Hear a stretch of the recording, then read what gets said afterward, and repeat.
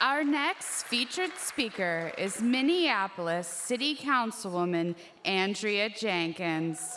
Councilwoman Jenkins is a politician, writer, poet, and transgender activist. Councilwoman Jenkins was the first Black openly transgender woman elected to public office in the United States to the Minneapolis City Council and served as its president from January 2022 to January 2024. Please join me in welcoming to the stage Councilwoman Andrea Jenkins.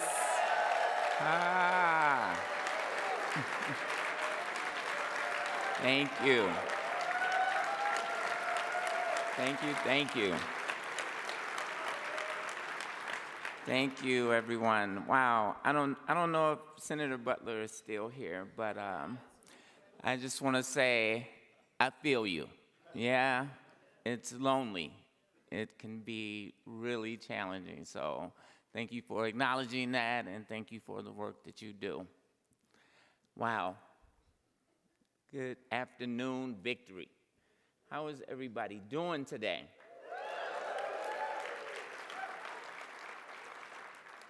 I'm sitting here pinching myself that I'm sharing space with so many incredible leaders, electeds, speakers. I'm just so deeply honored to be here. As was mentioned, my name is Andrea Jenkins, and I am on the Minneapolis City Council. And I'm proud that we are a transgender refuge city. Welcoming trans and GNC families from all over the country, families that have been displaced because of bigoted laws, forcing them to leave their homes and to seek gender-affirming health care. I'm proud that this year marks 50 years since Minneapolis became the first city in the nation to have human rights protections, specifically for trans and GNC folks.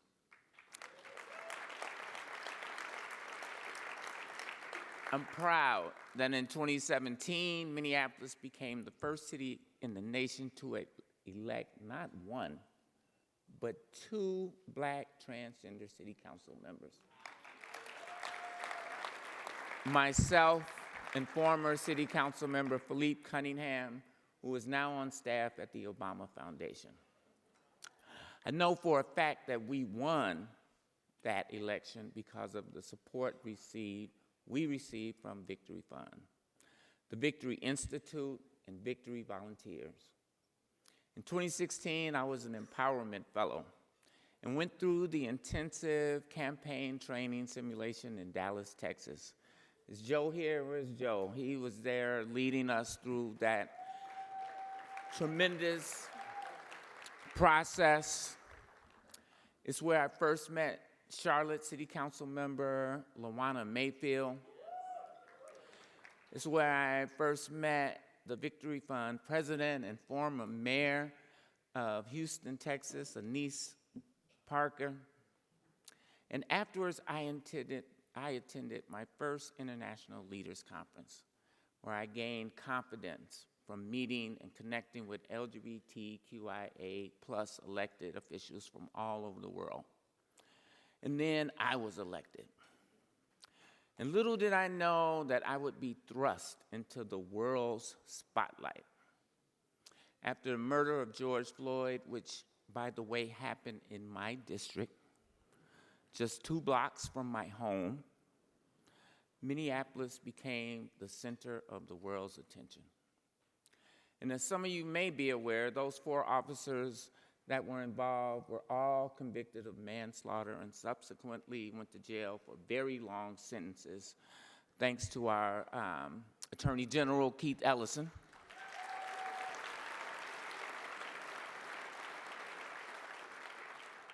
But after that, we began this process of transforming public safety in our community. And it's work that is ongoing. We set up a mental health response program that does not rely on police presence to provide safety in our communities.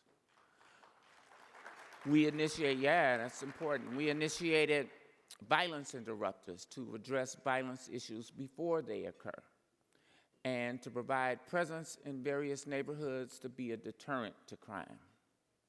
But beyond police reform, we passed an ordinance banning conversion therapy in the city of Minneapolis. Then the state followed suit, authored a resolution honoring drag as performance art, ensuring that this time-honored expression will not be persecuted in the city of Minneapolis. And just last week, I authored a resolution in recognition of International Transgender Day of Visibility, which just so happened to fall on Easter Sunday. You know, I don't know. Jesus kind of was rocking a dress. I'm just saying.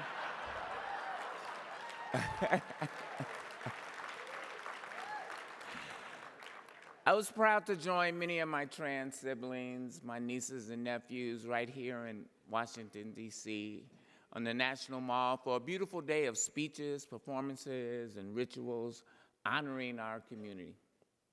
And with that in mind, can we just take a moment of silence for next Benedict and all the trans and gender nonconforming youth that have succumbed to the horrific bullying, the legislative attacks, and the societal hatred that has contributed to them taking their own lives. A moment of silence.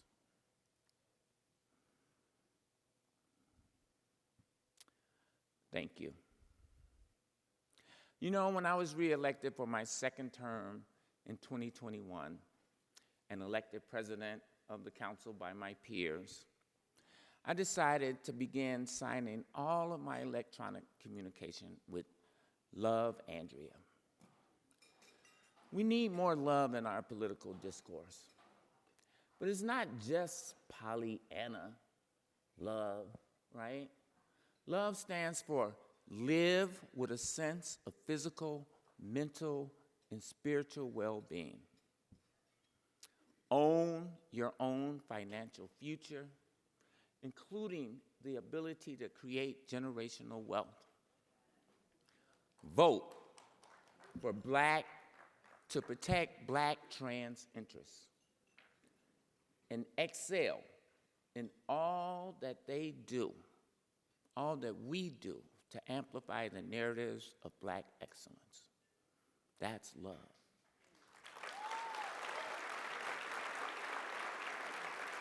One of the key words is vote. This is a critical election coming up. Anise just told us all about it. You guys probably heard a little bit about the two candidates. One of them is a soon-to-be convicted criminal. The other one got rid of some of your student loan debt.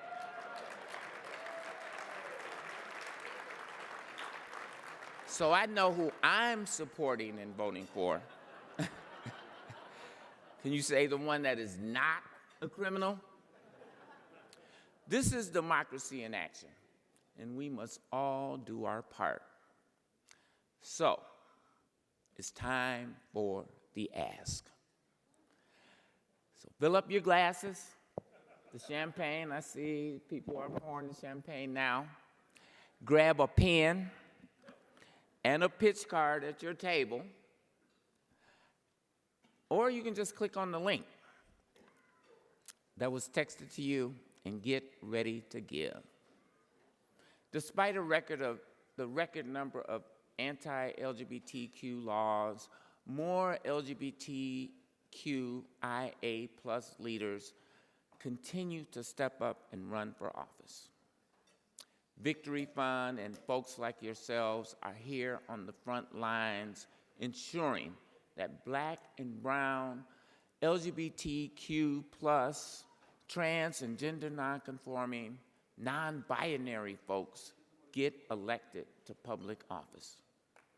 I know that to be true because Victory Fund went all in to help me win my most recent elected. Yeah. It was my closest election ever. I won by just 38 votes. 38 votes. So if people say voting doesn't matter, Eric, it matters. It matters. Anise Parker was filling out note cards and sending them to my constituents. DeQuavius came out and knocked on doors with me from Victory Fund. Volunteers were making phone calls and sending the most important thing, dollars, to our campaign. I've raised the most money I've ever raised, $150,000. We ended up spending $160,000 though. But it was all necessary. It got us those 38 votes, and that's why I'm standing here today. So today, I'm asking you to continue to help candidates like myself to start giving, even if you've already given. I know this ticket wasn't cheap, but please give again. When this community comes together, we can move mountains. We can make history. So go ahead and add another 0 to what you're writing. And then let's do it again. We need to raise at least $60,000 this afternoon, and I know that we can do it. I think we can surpass that. This year, Victory Fund will endorse over 500 LGBTQIA+ candidates. They're running for the United States Senate, the United States House of Representatives, for school boards, for city councils, and state legislators all across the United States. All 500 of them need your help to win on Election Day. So, let me see you picking up those pens and pledge cards. And I want to see you give us just a little bit more. There are some lovely volunteers walking around the room. Volunteers, please raise your hand and your cards. They need those pledge cards filled out. So please give them one. You've seen the headlines, and you know that there are many terrible bills out there. So many of them are targeting trans people. The attacks against our community are growing, and Victory Fund knows the attacks against our out candidates are coming, and we're preparing for the worst. Attacks against candidates like my dear friend Senator Tammy Baldwin, transphobic attacks against out candidates for the United States House. They're going to call us all kinds of nasty names, groomers, or worse.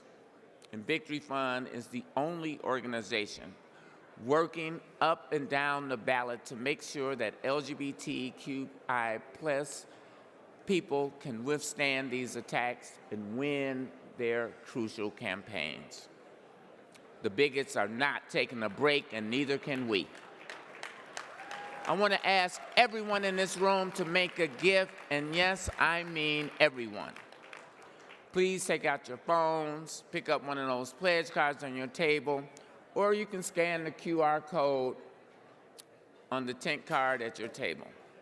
Respond to the text you just received, or fill out a pledge card and hold it up for the team to collect. Whether your gift is $5, $50, or $5,000, every gift matters. Today will make a significant difference in our Fight to Win campaigns across this country in November.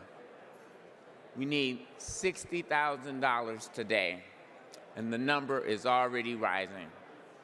I know how hard it is to run as an out LGBTQIA+ person, and I'm one of the few Black out trans women currently serving in the United States.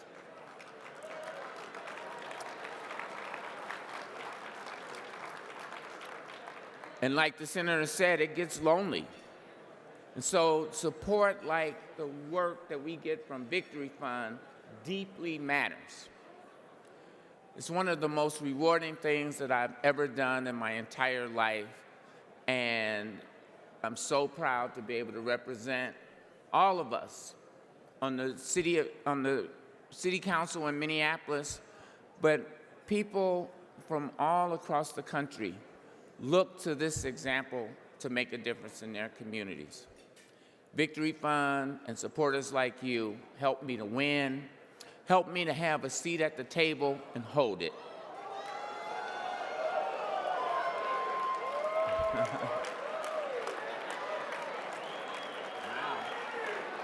Those numbers are going up. I told you we could surpass that. Way to go, Victory Fund. So continue to go to that QR code, to fill out that pledge card, support the great work of Victory Fund, and ensure that LGBTQIA+ candidates like me have the resources to win. The clock is ticking. November is almost here. Our democracy is at stake, and you guys are putting up the bucks.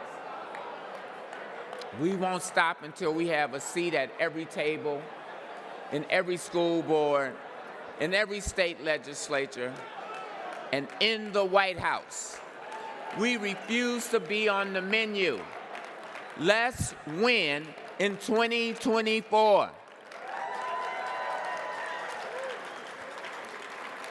I'm fired up and ready to go. Are you fired up? Say it with me. Fired up and ready to go. Fired up and ready to go. Let's win this thing. Thank you, everybody.